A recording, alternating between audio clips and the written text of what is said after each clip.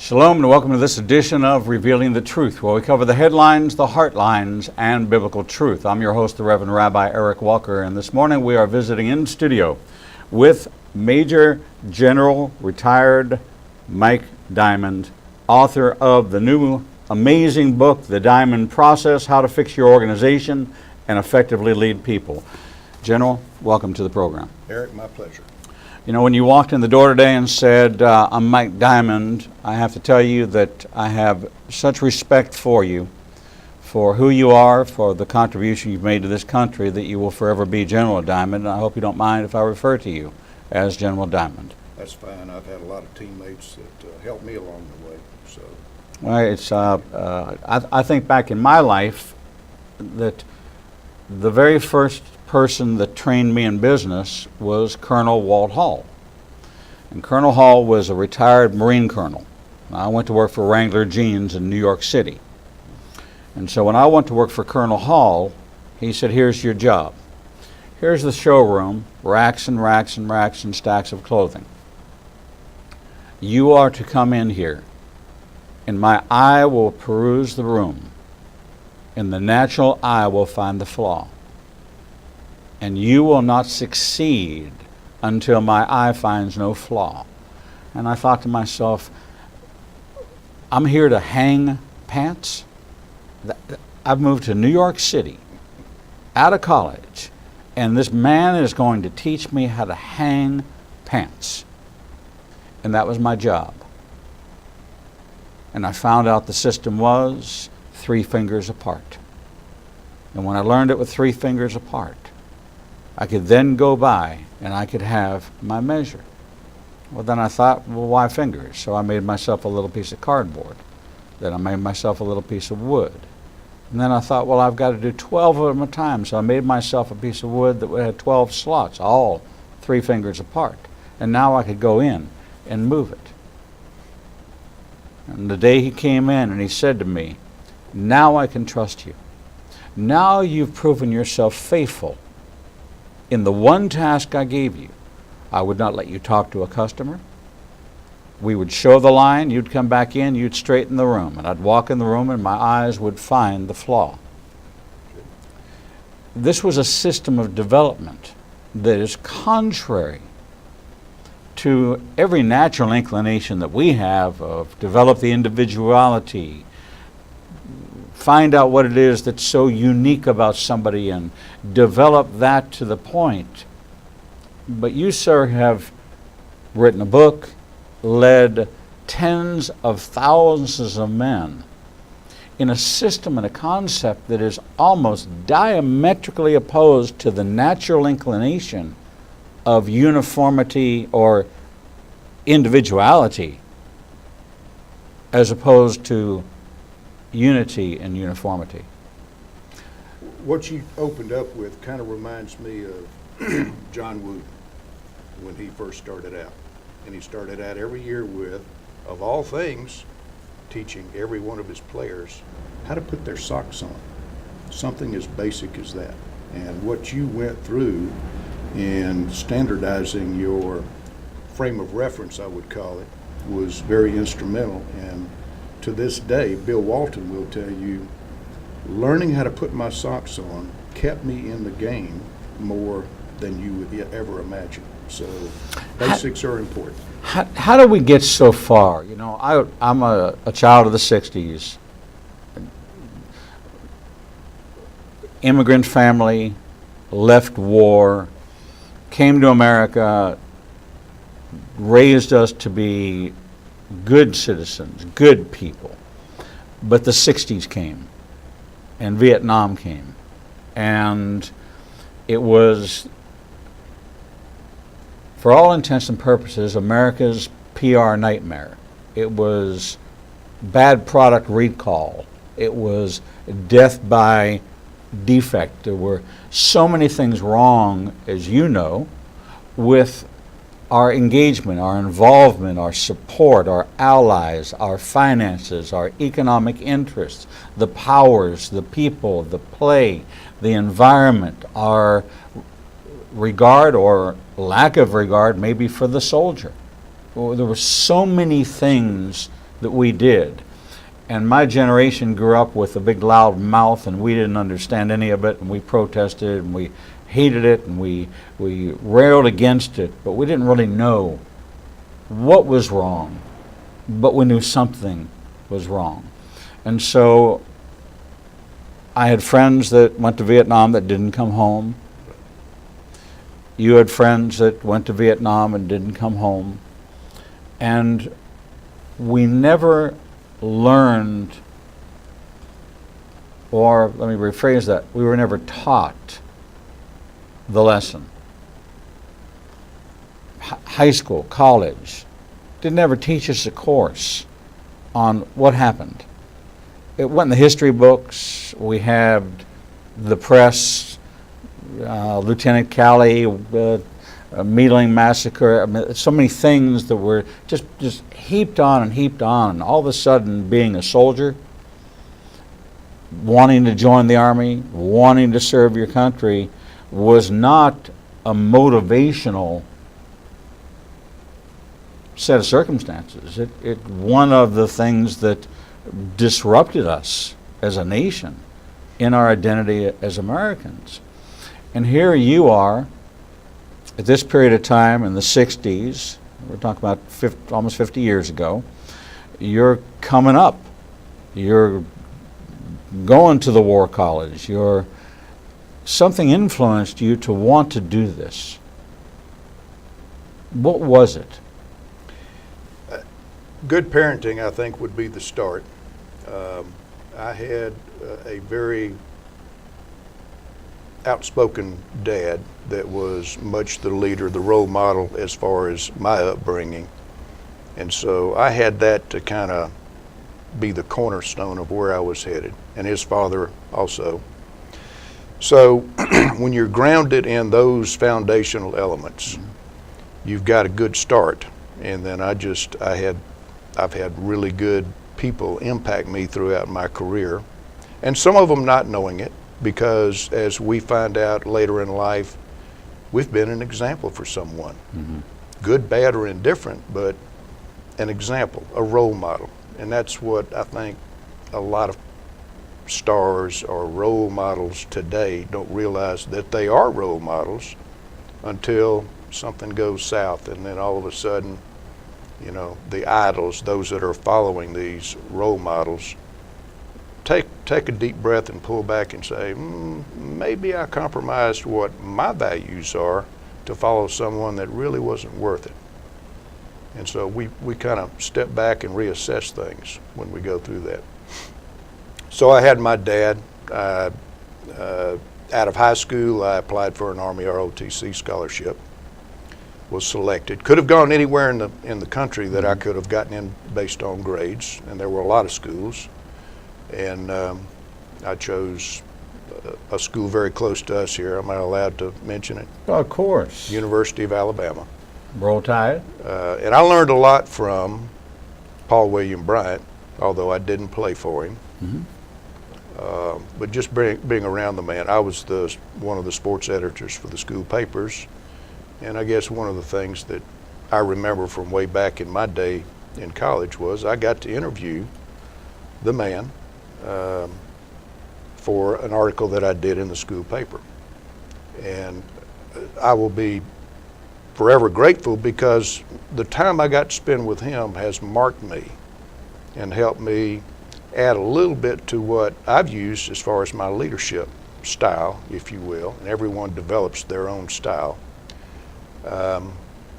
So I've been impacted by my dad, Coach Bryant, and others along the way that have really meant a great deal to me, but they're all role models, if you will, and helped me to become, hopefully, a role model for others. And that's kind of the way, and I've got a second book, like I mentioned to you, and I built a model in that, and it's all about giving back to others. What people have spent time on you with is what keeps the world going, but also, more importantly, leadership. And you mentioned some things back in the 60s, and it's almost like retro all over again. We're going through the vestiges of some things that weren't quite that good for us in the 60s. We're shortcutting a lot of items. We're losing sight of the individuality of people as individuals, but also workers in a team, partners in a team. So we're getting away from some things. And it hurt us badly back during the 60s and 70s. Mm-hmm. And here we are again. And I think we're going to talk about that as part of the book here, but organizations are getting so short-sighted, they're losing sight of the really important things. It's not, price per share. It's not gross profit. Right. Yeah, those are important, but those are short-sighted goals. When I came up through the ranks, we had the linear business systems. Mm-hmm. Was kind of that was the gold standard of training. You had Xerox, IBM, AT&T, linear business systems, and these were the training programs. And I was part of a company you worked for, Bell South, AT&T. Right. And organization, compliance, and we were in an industry that had to be compliant. You and I, out of the phone company, the standard we used, regardless of whether or not we were the AT&T side, the Bell South side, the telephone, the phone company we'll refer to it as. There was compliance, and compliance was not negotiable. No. There were standards. There were standards of decorum. I still drive the way I drove when I came up through the ranks of management of AT&T, Bell South, then AT&T. You had to go to the driving program to be able to drive a company vehicle. So I still back in. I still do a lot of the things that I do. I have friends that still do what they did, the behaviors they learned. Hopefully you don't put out the orange cone. No, people see me coming, they put out the orange cone. So it's defensive driving is find out where I am and be elsewhere. But part of your approach, which,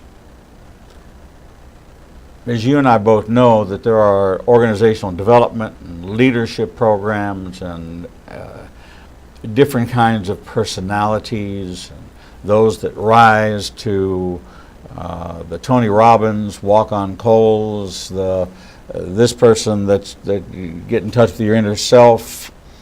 But you've created not the foundational starting point. You've done something, in my opinion, which transcends all of that, and that is how to fix. In order for you to fix something, you have to assess that it's broken.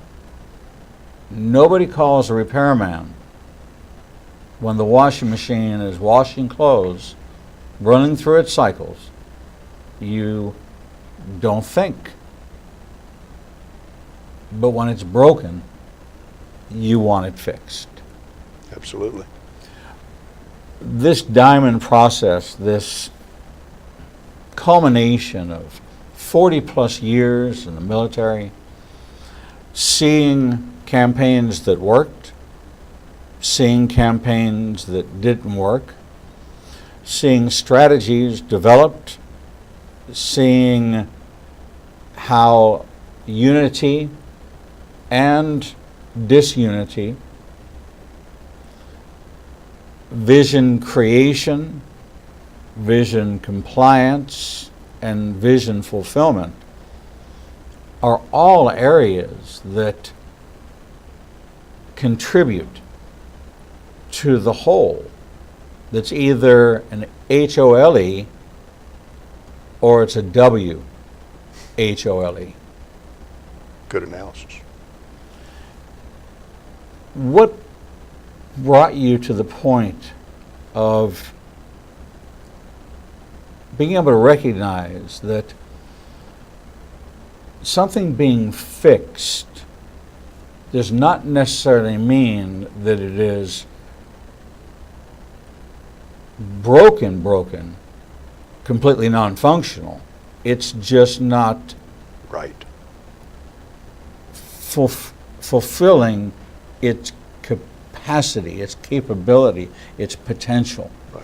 Because that's where you come in. That's who you are. You're not the guy that wants to launch. You're not the guy that wants to come in midway in the strategic development. You come in and take a look at organizations that have been operating in a certain way, and they're not getting where they want to go, but they have all of the component pieces to get there. The book Good to Great. Interesting concept. Right bus, right seat on the bus, wrong seat on the bus. Very, very interesting. But this is unique because you're unique, but you have unique insights. And I'd kind of like you to walk us through, if you would, some of the things that you do and that you make available. I don't have to go hire you. It's right there. It's right here. The recipe is in the book. And you step us through. Sure. And you use battle stories and you use experiences throughout the book to exemplify how it works, why it works. Foundationally, underpinning, foundational stones, what are they in the diamond process? Well, it's all built around the model, and the model was initially birthed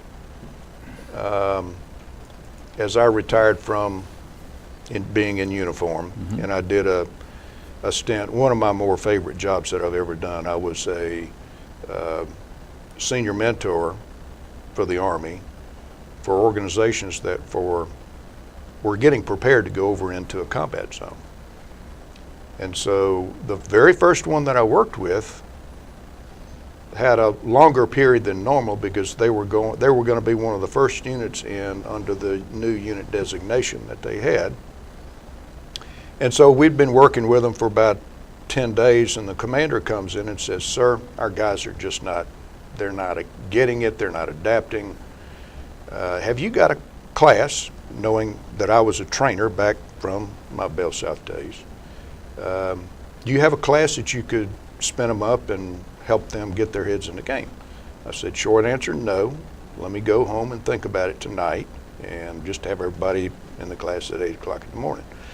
Come back at 8 in the morning, go through a 3.5 hour practical exercise training class with them, and basically was strategically aligning their brains as to what they were going to have to be faced with.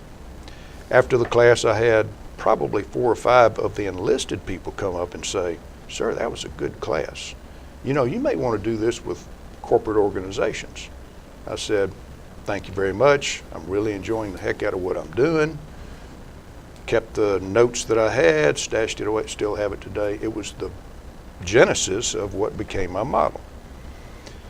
Put together training courses, and to build further on the growth of this model, I had gone to work for a software development firm in St. Louis, and I had people that probably they couldn't spell leadership and probably didn't have the letters that went into writing or spelling leadership. So I had a lot of challenges there from a leadership standpoint. I mean, these are totally the Mensa edge of creativity. But leadership, no, they're not your people. So I put together training courses to help get their heads in the game from a leadership, because you needed leaders within these software developers and architects, et cetera, et cetera. And so in the process of doing that, my son, who is currently in the Air Force and a co-author with me on the book, I go down to Oklahoma and said, "Why don't you look over these courses and tell me what you think?" Well, he looks over them, and then he looks at me and says, "Pop, you got this all wrong." I said, "What do you mean?" He said, you're supposed to write a book first, and then you do training courses off of the book.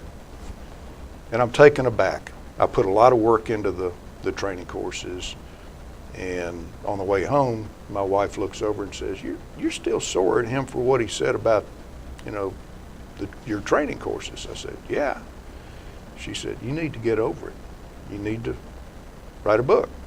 So I said, okay.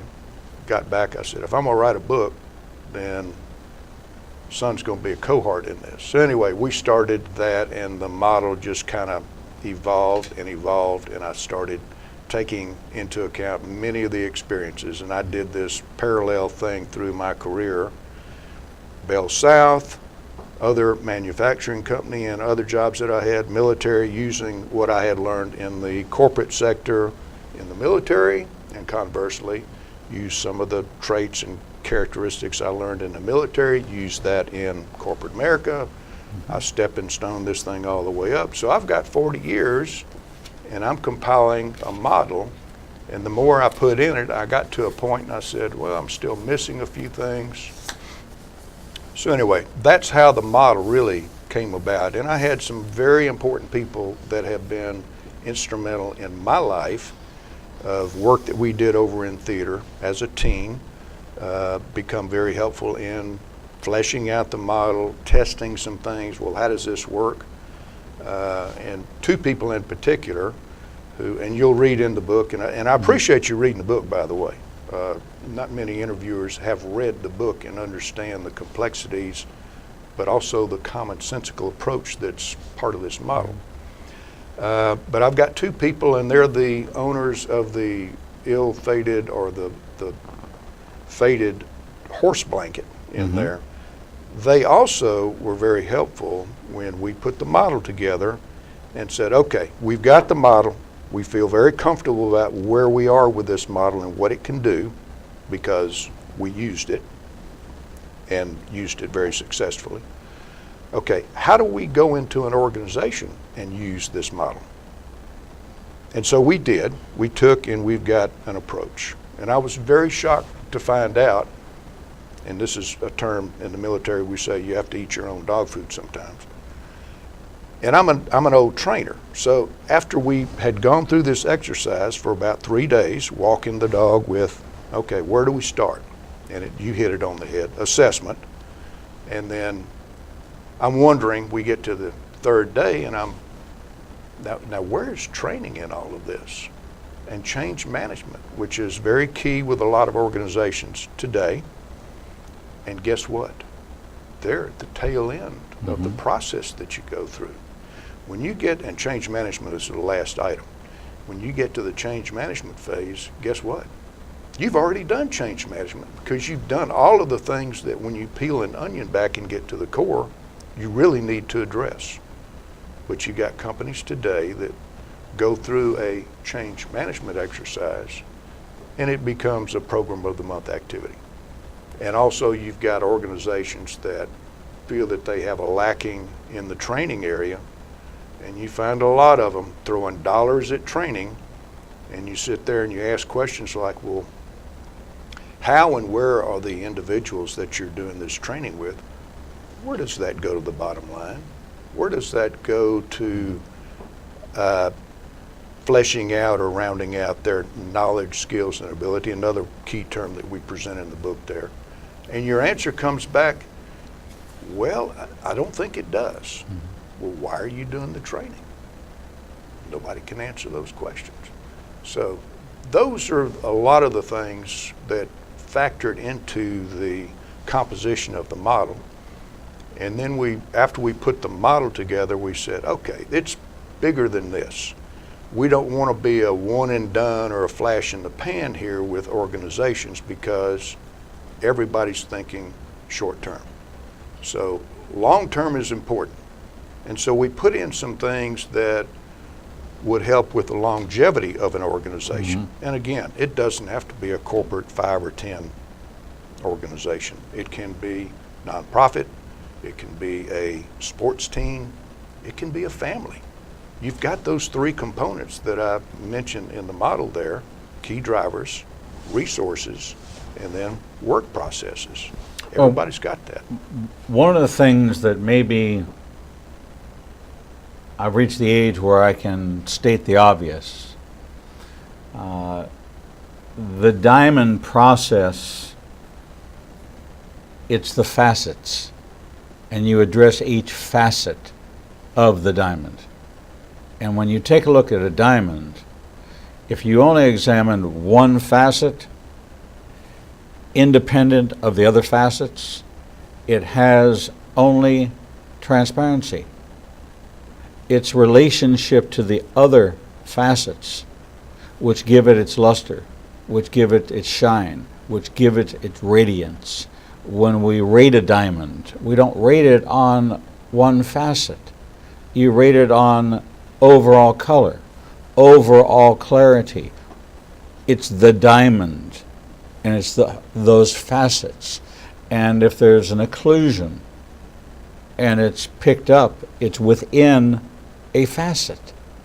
And so as I was reading the diamond process, I'm thinking, these are facets. And unless I understand the relationship between the facets, form, fit, and function,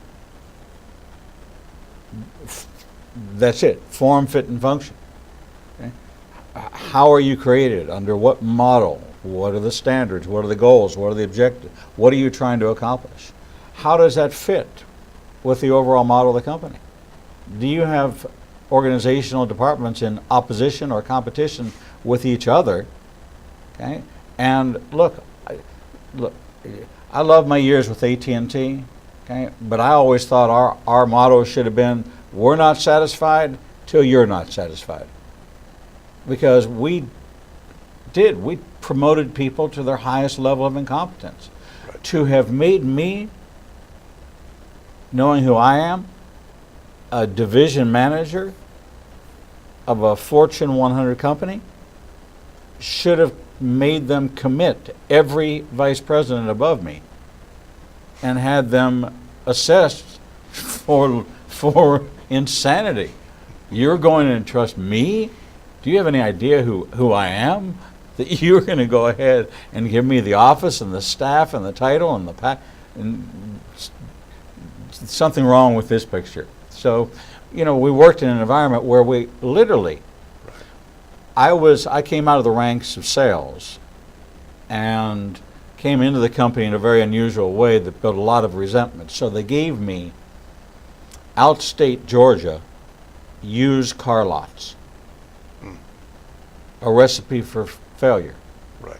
For me, they sent me in that territory. I came back, I had 56 contracts for new hybrid PBXs. Why? Because I'd walk into a place and say, you know what the guy across the street just bought? Right? And now when your phone rings busy, he's going to get the call, and there is no loyalty in the used car business. They're just looking for a ride. And pretty soon, and they're going, well, what are you doing? Then HR got involved and said, well, what's he doing? How's he getting these people? Well, first of all, in 50 years, nobody from AT&T had ever set foot outside of Atlanta. I was the first person they ever met from the company, except for the installer and the guy that worked in the central office. It was a whole world. For me, it was just right for the picking. So it was a whole different, the concept of working outside the box. Outside the box is so much bigger than the box. Why would you not want to work outside? Why would you want to work in a box? We're talking with General Mike Diamond, author of The Diamond Process, How to Fix Your Organization, and this is equally as important, because you can fix your organization and you can get it all right, but if you can't effectively lead the people, you're right back where you started. And this is a business gift. We're a program that talks about headlines, heartlines, and biblical truth. The heart of the employee, you spend more time in the workplace more time with your coworkers than you spend with any other single human being in your life. And over the course of 50 years, 45 years with the company, you've spent more hours with those people than you could spend if you spent every hour of retirement with your spouse. And so the concepts laid out in here of the model, how to build it, how to use it, and effective change is all contained in here. When we come back, I want you to walk us through your approach from that call that comes that says, General Diamond, I think I need you. I think we need to have a conversation. And I have you walk us through how this works and give us some of those stories that are just such beautiful representations and examples of exactly how this works, but even more importantly, why it works. Love to. We'll be back after these short messages. Walker, Executive Director of Igniting a Nation Ministries, and your host for Revealing the Truth right here on the Igniting a Nation Broadcasting Network. I'm coming to you today with a very special offer from one of our very prominent guests, Dr. Carl Gallups. For your tax-deductible contribution of $30 or more, Pastor Carl Gallups will send you a signed copy of his new best-selling book, When the Lion Roars. In this book, you will discover what the Bible really says about the unprecedented demonic outpouring of the last days, the spirit of the days of Noah, the connection of technology and prophecy fulfillment, the spirit of Sodom and Gomorrah, apostasy in the last days church, why Turkey is central to last days prophecy, why Israel is the centerpiece of end-time prophecy, the historical truth about Islam and ISIS, the Shemitah, the mystery of 666, and how Christians and the church should respond to these prophetic times.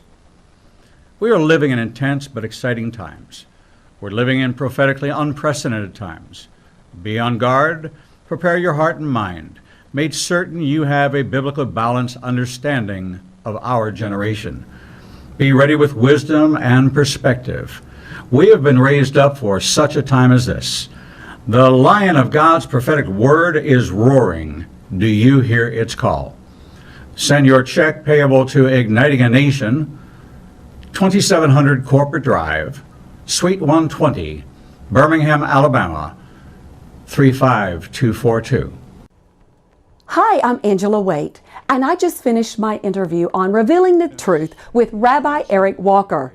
I hope that in some way you will be touched by my story and that you will receive the healing you so desperately desire.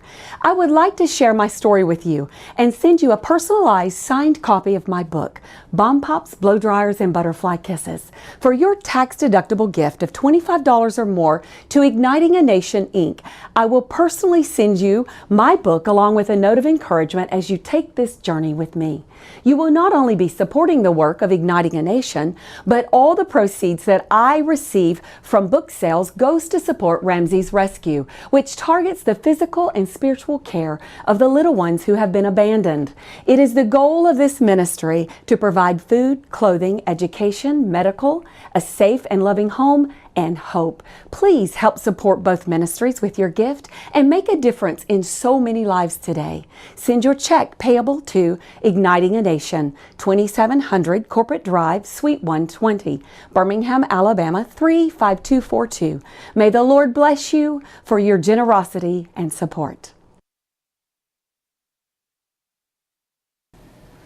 This is the Reverend Rabbi Eric Walker, Executive Director of Igniting a Nation and host of Revealing the Truth, right here on the Igniting a Nation Broadcasting Network, inviting you to join me every Monday, Tuesday, and Thursday for our Prophecy in the News classes. Each week I take the headlines from around the world that have a biblical connection and present them in a way that brings the news and the Bible to life. There are over 2,500 prophecies in the Bible, and there are so few classes available to see how they connect with world events. We cover everything from Islamic terrorism to the changing relationships between Russia, Turkey, Iran, Syria, and Israel. Prophecy is unfolding before our very eyes, and to many, it is complicated and hard to understand. In just 1 hour each week, you'll be given the tools and the biblical connection to world events. With so much going on and so few reliable sources of news, I encourage you to join me every Monday night at 7 o'clock p.m. at St. Mark United Methodist Church in Northport, every Tuesday night at 7 p.m. at Beechwood Baptist Church in Mount Olive, and every Thursday night at 7 p.m. at Mountain Chapel United Methodist Church in Vestavia. If you want to make sense out of what's happened in the world around you, this is the class for you. All are welcome. Times and location addresses can be found on our website at ianbn.com. I hope to see you there. Shalom.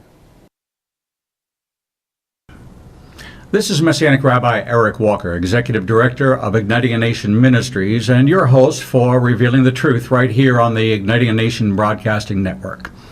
I'm coming to you today with a very special offer from one of our very prominent guests, Dr. Carl Gallups. For your tax-deductible contribution of $30 or more, Pastor Carl Gallups will send you a signed copy of his new best-selling book, When the Lion Roars. In this book, you will discover what the Bible really says about the unprecedented demonic outpouring of the last days, the spirit of the days of Noah, the connection of technology and prophecy fulfillment, the spirit of Sodom and Gomorrah, apostasy in the last days church, why Turkey is central to last days prophecy, why Israel is the centerpiece of end-time prophecy, the historical truth about Islam and ISIS, the Shemitah, the mystery of 666, and how Christians in the church should respond to these prophetic times. We are living in intense but exciting times. We're living in prophetically unprecedented times. Be on guard, prepare your heart and mind.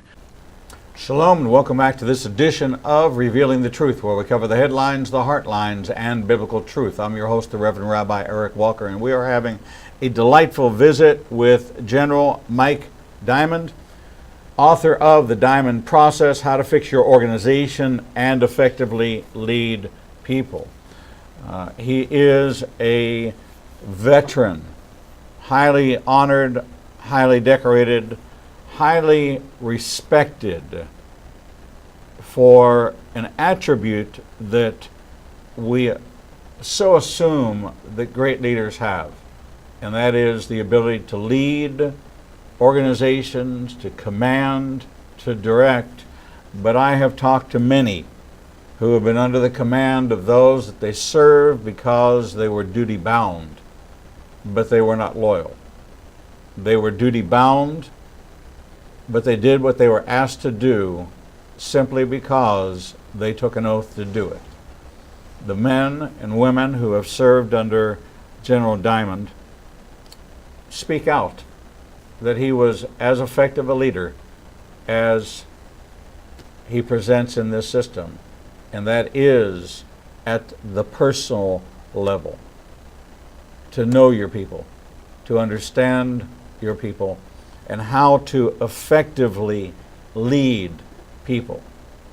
And what's so amazing is he could command hundreds of thousands of dollars to go be the keynote speaker and give this information and then bring the team in, but he's taken the time with his son to create the Diamond Process model so that you can identify and refine your organization's key drivers and primary motivations, to integrate resources like people, equipment, and funding with the processes that help you meet those goals, how to balance those drivers, resources, and process, and create new processes for long-term success.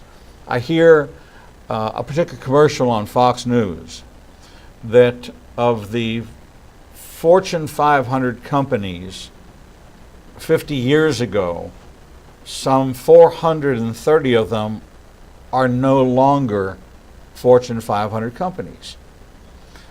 And it's because they only did the one thing that they did, and that's all that they did.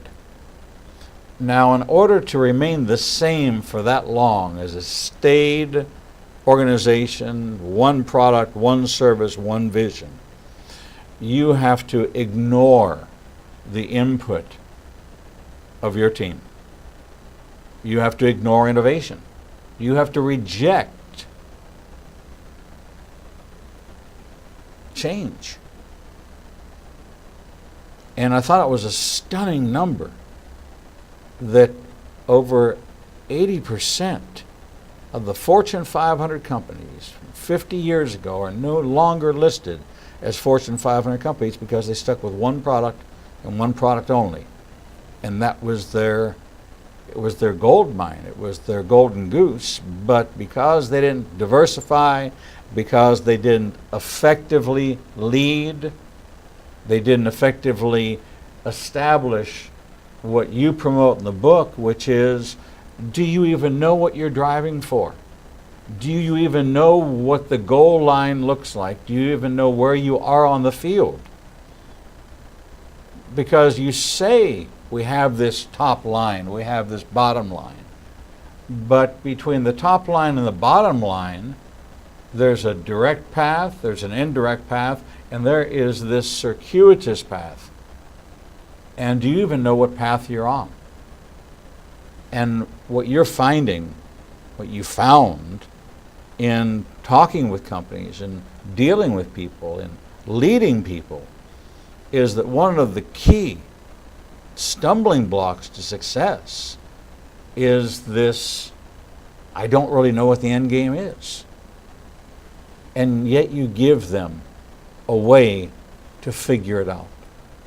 Walk us through the diamond process. Okay. First of all, I would venture to say there's probably over a 90% percentile of organizations that really don't know a lot of what you just described, but furthermore, and more importantly, that they're broke. Mm-hmm. And that's a pretty large number. Had a conversation with my youngest brother over the weekend. He's a vice president for a carpet manufacturing organization. And he's beginning to get immersed in the book and the model. And after I kind of walked through a lot of the technicalities of the model, he said, you know, if you didn't have the same last name I did, you'd probably be over here working to get this company turned around because, and he hit the nail on the head. And I kind of pointed out the disjointedness that existed in his organization that he works for. And it's not uncommon with so many, many, many others out there. My basic philosophy, leaders lead two things, people and processes. Mm-hmm. And most of the press and the ink and the media coverage is obviously on people. You got to be able to motivate and inspire people to do things that they otherwise wouldn't want or like to do. But the name of the game is processes because, and I can't begin to tell you the number of leaders that I've served with, that worked with me, for me, that would be leading an organization, and they had the people skills down. They knew how to inspire and motivate people. They knew how to treat people as individuals, but something wasn't clicking. And the something that wasn't clicking was their organization was fouled up. And so I'd pull them aside and say, have you thought about doing, I'm not one of those dictatorial type leaders and never have been. I'd say, have you tried this in terms of processes? Making some changes here where you've got some linkage going on. And, you know, lo and behold, they tried it and magic happens. So the diamond process model, it's got three primary components: key drivers, mission, vision, goals. There are resources, and again, this applies to any organization. And your resources are people, equipment, and funding are the primary ones. And if you're in a manufacturing and some other sectors, you'll want to add materials and supplies. Right. And then in the middle is this big abyss that I've spent a lot of time on in this book called process or work. And real simplistically, you take resources, turn those into work processes to achieve your key drivers. Now the other thing, and you touched around on the fringes earlier in our segment, each of those three components have to be in balance with each other. Yes. And so without the balance, you're missing the optimization and efficiency with which you can lead people. So when you get into the inner workings of the model, and that's in the process area, at the very heart of that is this term that I use, and I didn't coin it, but it's what are the knowledge, skills, and ability that you want in each of your employees. But you know how teams are built, and I like to use the New England Patriots, probably the diamond stone of franchises in all of sports. How did they get to where they are? How do they stay where they're at? Well, they do a lot of right things, but one of the things that they started off with was, let's take one position and let's make that one position a championship of excellence position. And they went through and they identified what are the knowledge, skills, and ability that we want out of that one position. And I don't have a inroad to Bill Belichick's magic that he and Bob Kraft worked, but I would reckon they probably did that when they drafted Tom Brady. Now, I know there's a lot of Tom Brady haters out there, and you're probably not fond of him either, being a Steeler fan. So, but that's how organizations that want to be in the excellence category or level, that's how they get started. One position. And then they go from there to others, and the next thing you know, they're using that to build or rebuild their organization. KSAs, very important facet there. When we go into an organization, yes, we start with the assessment up top, and I'll try to hit the highlights because it's a very lengthy process to get it right. But we try to identify, does the organization have its key drivers right? And what do we find? Vision. Who wrote the vision? Did the CEO or the boss of the bosses up there? Sometimes you find that they didn't. Well, guess what? The boss has to be the one that creates that vision. It's not one of those things you delegate. Same thing in the military. When I was the commander, I had to identify and put out what the vision was for the organization. And Scripture is very clear, without a vision, the people perish. Yes. And you wander around, you're not effective, certainly not efficient, and so you don't know where you're going. Leadership, effectiveness, efficiency kind of go hand in hand here.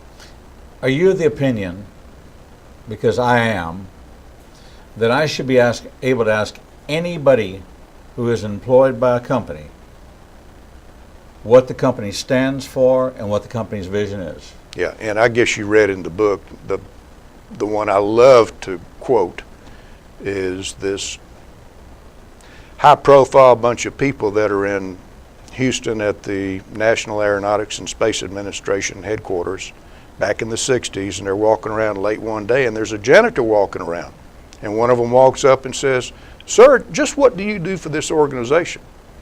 And his response was so golden and resonates so clearly, "I'm helping put a man on the moon."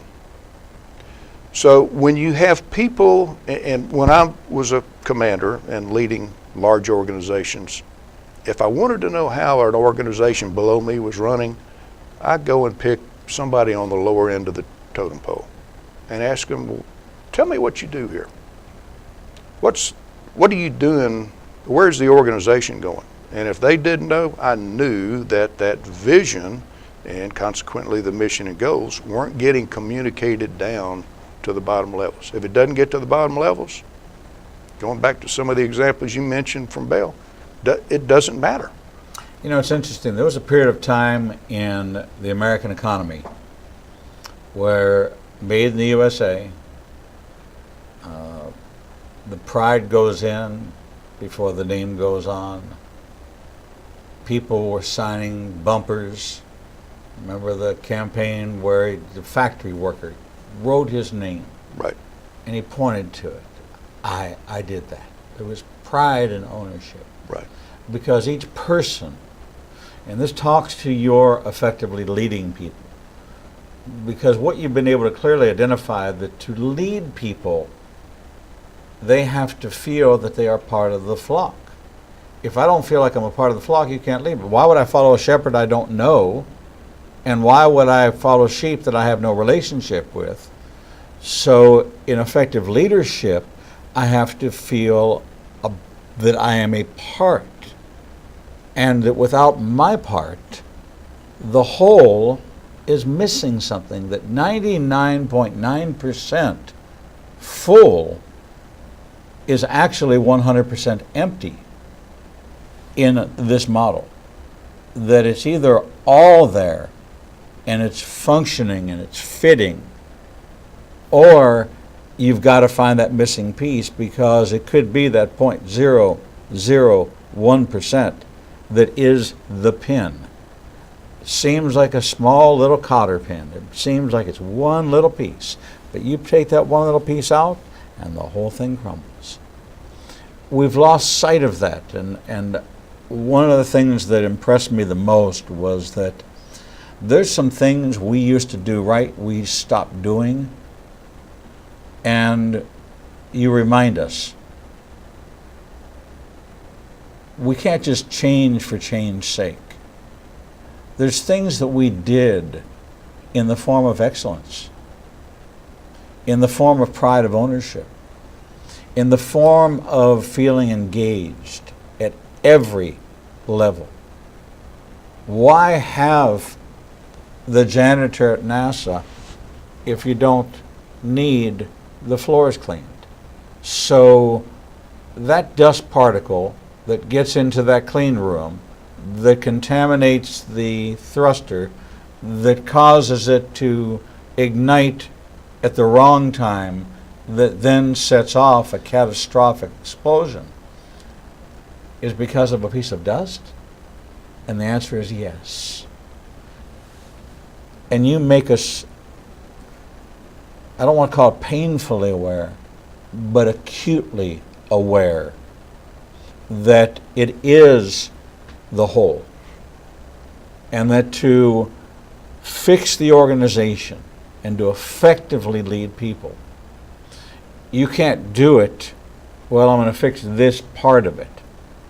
If you're going to take the time to examine it all. If it's got 6 cylinders and you're driving down the road at 60 miles an hour, you may not know you're only going on 5 cylinders, because all you're looking at is one key performance indicator, and that's your speedometer. But 200 miles down the road, you're looking at a different key performance indicator, and that's the $850 repair bill Right. that you paid because you were unaware, because you were looking at one thing and not all things. And so the diamond process, and I'm kind of stunned that your son said, write the book first and then. Okay. A great idea, because I know that there's business people out there. I would have read this, and I would have taken notes, and I would have started to implement it.